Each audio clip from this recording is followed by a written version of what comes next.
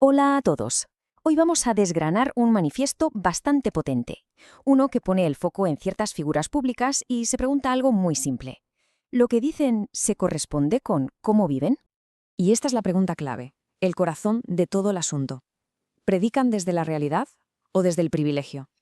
En el fondo de lo que estamos hablando es de coherencia, ¿no? De la distancia, a veces enorme, que hay entre lo que se dice y lo que se hace. Bueno, pues vamos a meternos de lleno en el documento. La fuente de hoy es el Manifiesto contra la retórica del privilegio y la hipocresía global. Ya con ese título nos podemos hacer una idea de por dónde van los tiros, ¿verdad? La idea es cuestionar esos discursos que, según el texto, vienen de gente que vive completamente aislada de las consecuencias de sus propias ideas. Y, para empezar, el manifiesto no se anda con rodeos.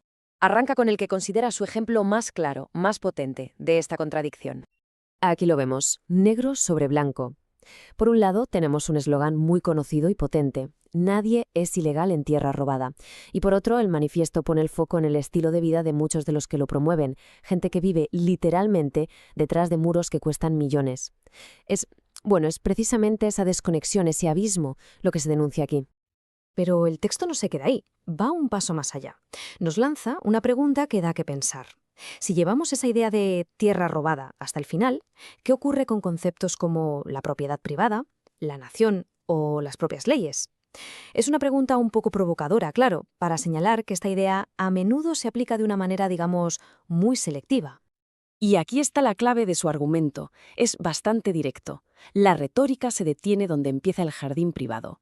O sea, según el manifiesto, el discurso sobre fronteras abiertas se para en seco justo en la valla de la casa de uno. Es una denuncia clarísima de lo que considera un doble rasero, uno para las fronteras del país y otro muy distinto para el jardín de casa. Vale, pasemos al segundo punto. Ahora el manifiesto se centra en la brecha que describe entre el discurso y la realidad local, o sea, la vida del ciudadano de a pie. El texto habla de un auténtico abismo entre dos mundos, dos realidades que, aunque parezca mentira, nacen de las mismas políticas.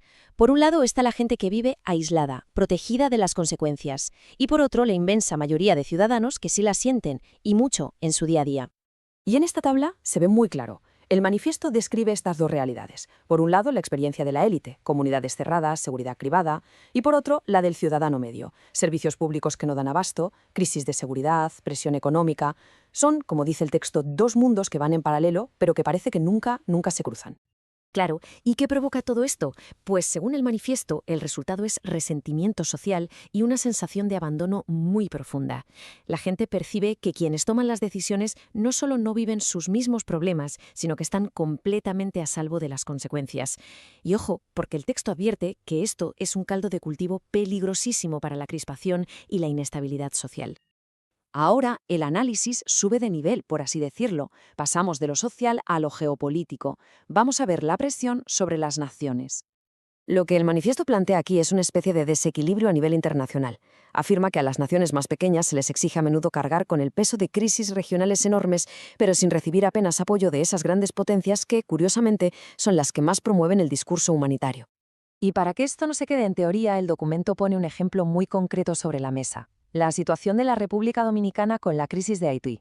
Lo usa como el caso de estudio perfecto de un país que soporta una presión brutal, mientras, según el manifiesto, las grandes potencias miran desde la barrera. Y esta frase resume perfectamente su postura. El derecho a la solidaridad no puede eliminar el derecho a la soberanía. Es muy potente. Lo que se defiende aquí es que, sí, la solidaridad es importante, pero no puede ser a costa de la capacidad de un país para gestionar su propia estabilidad, sus propias fronteras y su cohesión social. Y con esto llegamos ya a la parte final, a la conclusión. Aquí el manifiesto hace lo que llama un llamado a la coherencia. Y no es solo para los de arriba, ojo, es para todo el mundo. Se habla aquí de lo que significa tener autoridad moral. Según el texto, un verdadero liderazgo no se basa en dar grandes discursos, sino en algo mucho más simple: en ser coherente, en vivir bajo las mismas reglas que propones para los demás y estar dispuesto a hacer los mismos sacrificios. Ni más ni menos. Entonces, ¿qué pasa con el escrutinio público?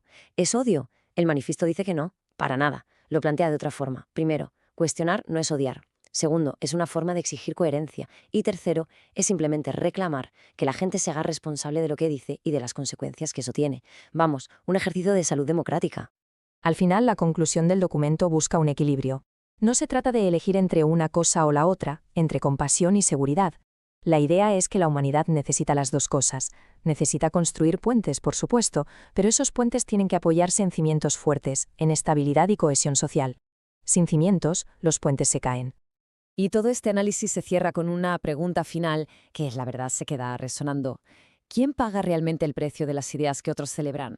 Es una invitación a rascar un poco la superficie de los grandes discursos, a preguntarnos, vale, esto suena muy bien, pero en el mundo real, ¿quién asume el coste? ¿Quién paga la factura de las ideas que se aplauden desde una cómoda distancia?